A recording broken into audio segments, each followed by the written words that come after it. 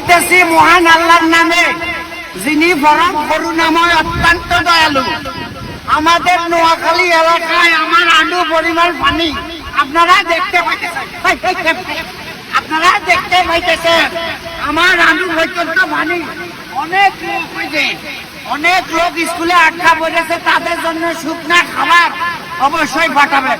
আমাদের এলাকায় অনেক লোক আছে না খাইতে পারলে অজ্ঞান হয়ে যায়, দ্রুত গতিতে কিছু বিড়ি সিগারেট পাঠাইবেন।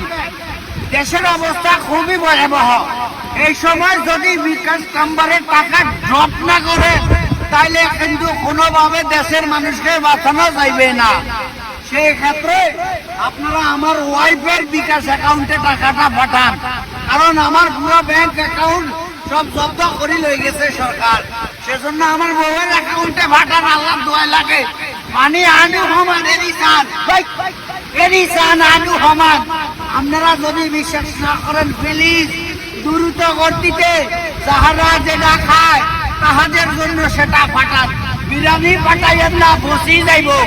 বিরিয়ানির লগে যদি পারেন একটু আচার দিয়েন, আচার আচার